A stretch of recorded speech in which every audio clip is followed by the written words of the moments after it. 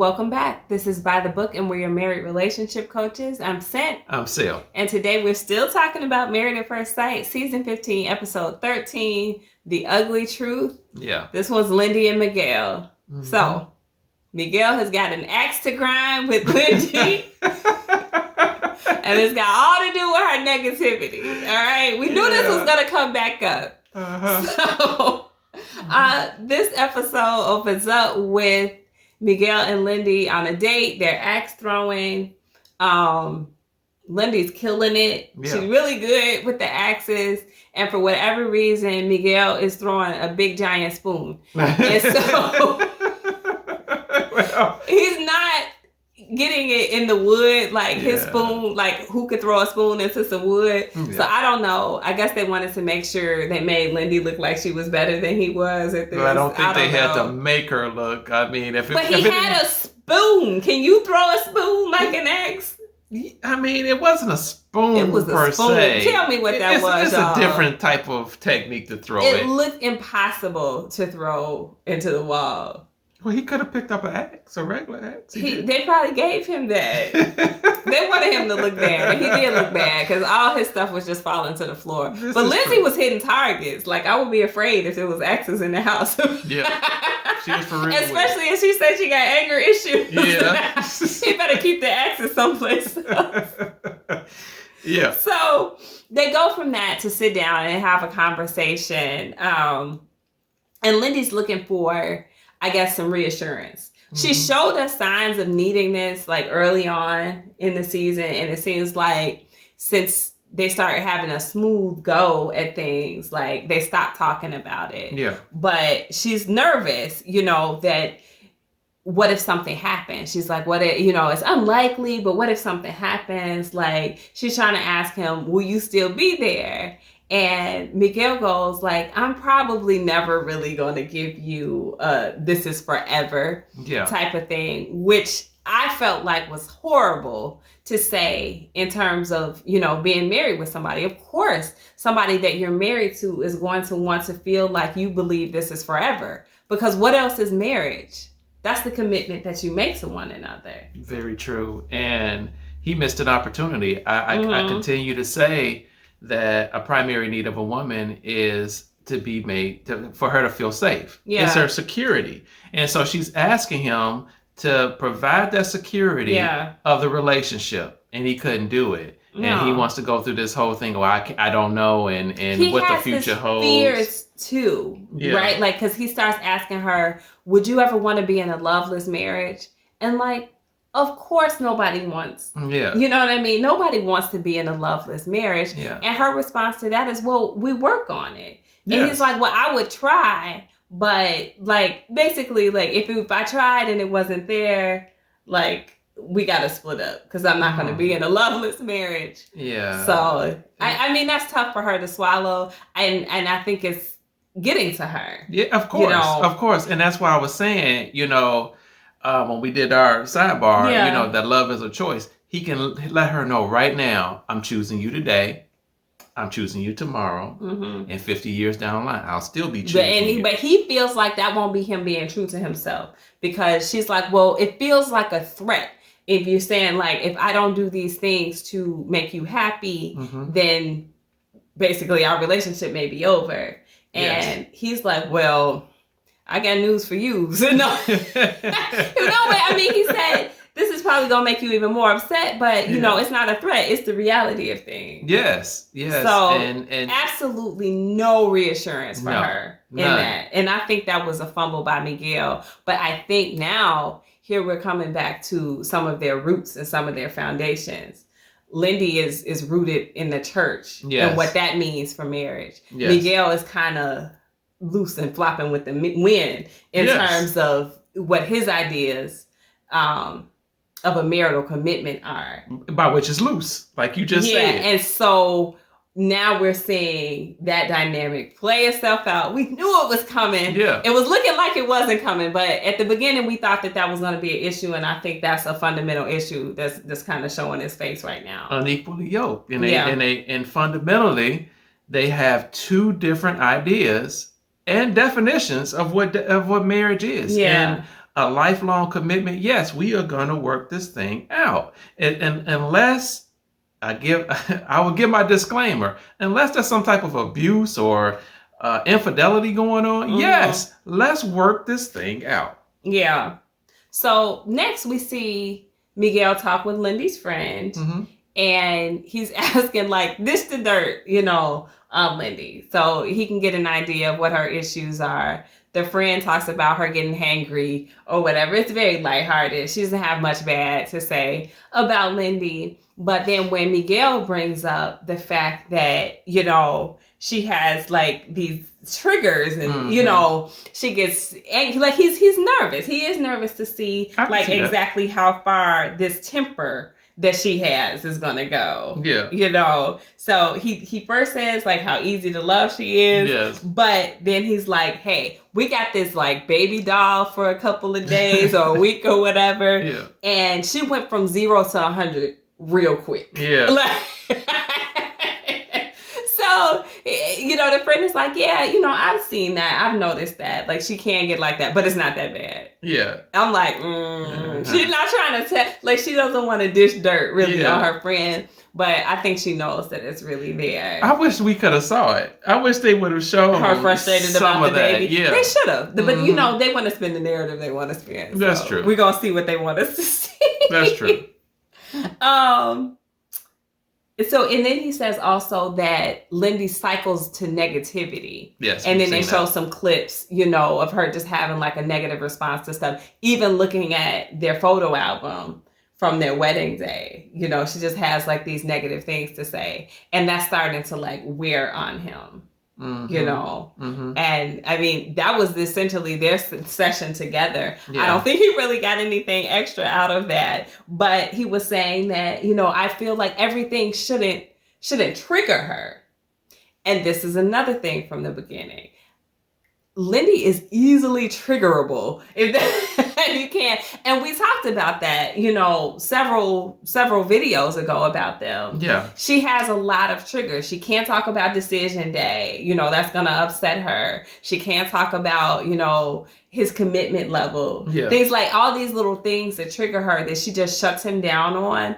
Even to the extent that she said she didn't want him to talk about it if he was having like second thoughts about her or something like that. Like, and he's like, I don't know if I'm going to censor myself like that. Remember that conversation? Yes. So she's really trying to like put up these walls and make these rules where you can't trigger me because this is a sensitive issue. It's like trying to walk around and avoid landmines with her though. Nobody wants to be there. No. So he's starting to really see like, okay, if I'm committing to this thing beyond 8 weeks, I got to know what I'm getting into. Exactly. And, like you said, that's unrealistic on her part. You're going to have to be able to talk about some of the things that bother you in order to get beyond it. And he's going to have to be able to talk about some things that bother him to get beyond it. That's what a healthy relationship is going to do. You got to have that open communication even when it's uncomfortable. Yeah. So he's saying, like, I'm not saying it's a deal breaker, but it's a deal breaker. Like that. Yeah. He did say it wasn't a deal breaker, but he said it would push them apart, which in turn, he's not the one to stick it out in a bad situation or in a loveless marriage. So basically it's a deal breaker. Yes. Ultimately, that's what it would turn into. Yeah, exactly. It is a deal breaker for him. And he's letting her know that if I don't see X, Y, and Z, then it's either going to be a no on decision day or it'll be a no later down the road. You can't nail him down as far as I'm just in it. Yeah, and he's not going to say that because he is absolutely not going to be unhappy. Exactly. And from a woman's standpoint, I know, especially since she has a background in the church, she's expecting something similar to like a love that God is going to have. And we know that God's love is perfect. It's permanent and it's powerful. And so where's Miguel in that? His love is not perfect. Nope, she should have listened to her brother. Permanent. She should have listened to her brother. She should have ran from this heathen. There's no peas and none of those from Miguel. So what is she gonna do? And I kid. I don't mean he's a heathen for real. Mm-hmm. But they have the conversation with Pastor Cal, and they're really kind of going over the exact same things that they've addressed so far. You know, he talked about how the baby situation was stressful. Lindy admitted that he had to do the baby duty or whatever for 2 days straight because she just couldn't handle it. Mm-hmm. Like, she just can't handle much. She can't handle her emotions. She doesn't know how to manage them. She can't be overwhelmed with anything. The baby thing, the baby doll. This is a doll. Could you imagine her with a real child? Girl, like, you might as well go ahead and get your tubes tied then, because what? Yes. If you can't handle the plastic, what are you going to do with a real doll? I don't know. You know, but she even said, you know, hey, Miguel stepped up. He took 2 nights. Yeah, that's what I'm saying. I mean, he had to do that, and I think he steps up in maybe too many ways, honestly. Mm-hmm. I feel like I said before, she's a little bit naive, a little bit juvenile in her approach to relationships. Mm-hmm. So, I mean, she has her faults, for sure. Yeah, he does too. And he's really getting concerned with her being overtly negative. That's what he says. He's like, that's going to be a problem. I want it to be addressed. Yes. This is what he's saying in front of Pastor Cal. Mm-hmm. I don't feel like anything that they said, at least not that we saw, was adequately resolved or addressed. No. But you know what? These are the things that was early on. Yes. In their relationship, in their marriage. But they had sex and it just covered up all the evil. It did. They didn't really address anything else. Right after they consummated the marriage, suddenly everything was sunshine and rainbows. Yes. And now it's starting to, those rose-colored glasses are starting to come off. Yeah. And things are starting to get real. Exactly. Especially for Miguel. Like, Lindy was in it. She was in it before. She's in it now. But Miguel is like, now, wait a minute. I'm not about to deal with all this negativity. Mm-hmm. So he's saying, like, this is something that needs to be addressed. It's going to become an issue. Yes. It's the same thing. You know, unresolved issues have a way of coming back. Yeah. And I don't care how much dirt you throw on it in the backyard. That's all it's going to take is a little bit of wind, a little bit of rain. Something's going to unearth it. And this whole baby thing, it unearthed the whole issues. It kind of did. And I think, the baby thing wasn't it. Like, these issues were there. They were already there. It's just that maybe that was the straw that kind of broke the camel's back when he kept waking up with the baby every 2 hours and Linda's like screaming and crying or whatever. Mm-hmm. But he said, this is unsustainable for me in the long run. Yeah. Like, I ain't making no babies with you until you get yourself together. Pastor Cal talked to Lindy about this whole, like, her anger or however she snaps, that kind of barometer for her. Yeah. And he's like, has he seen you at your worst yet? Mm. She's like, he's seen me at a 4.5. Mm. My thing is, girl, why would you even say that? You said he hasn't even seen 50% of the Lindy wrath? Yeah. Like, you need to dose that out in little small pieces. Well, Pastor Cal, he tried to rescue her. He did. I mean, and that was fine. She said she's only been at a 10, twice in her life. But my question was, well, how often have you been at an 8? Yeah. You know what I mean? Forget the 10 because Miguel doesn't like you at a 4.5. Yes. So where do you think he's going to be at a 6 or a 7 or an 8? Like, come on. Running for the hills. Like, exactly. Which is what he's already kind of signified. So Pastor Cal should have said, like, let's level up. How about at a 5? How about at a 6? Give me a 6.5. You know what I mean? Well, the best thing Pastor Cal could say at that particular point is just don't forecast doom. Yeah. You know what I mean? So bring it on down, or however he's trying to make it better for them. Don't forecast it. Don't predict this doom that 10 that may never come. And she's saying, like, she can't help it. She's like, those little negative parts of her, that's so deeply part of her, like,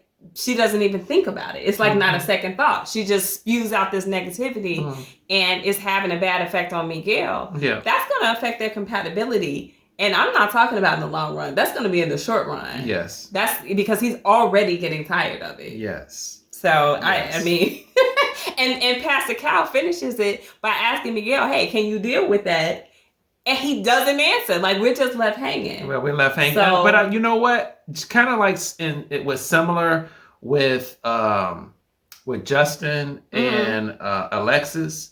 We saw Justin kind of like come around to some of the counseling and begin to notice some things about himself. And so I kind of wish that as Miguel was kind of like talking about Lindy. Mm-hmm. I wish Lindy would have been a little bit more forthcoming about how she really, really feels about him and this whole love thing and this whole commitment thing. And then that way it could have been a little bit more therapeutic for both of them. Yeah. Maybe the session went on longer and they just didn't want to show us what happened. Yeah. But as we can see in the clips and the previews coming up, they're going to kind of run into some bumps. So yeah, I think whatever it was that they needed to resolve did not get resolved adequately. No. No. And we're going to see that play itself out. I still am hopeful for them, but I think they need to come way closer to a meeting of the minds in terms of what love and what marriage mean for them to be successful in the long run. Very true. So let us know what you guys think about them. I don't know about that power couple thing anymore. But, what is up with Lindy? Why is she triggered by everything? Yeah. It's a little bit, it's tough for us to watch. It's tough for Miguel to accept. And I get him. Mm-hmm. I get him. I don't necessarily agree with his philosophy on marriage and the staying power of it. Yeah. But outside of that, I don't really have a problem with Miguel's behavior. I more so side with him in terms of Lindsay is a little, over the cuckoo's nest. But, let us know, guys, if you agree, if you disagree with that. Over the cuckoo's nest. I haven't heard that in a while, but I like it. Yeah. So, like, share, comment, subscribe, guys. We'll talk to you soon.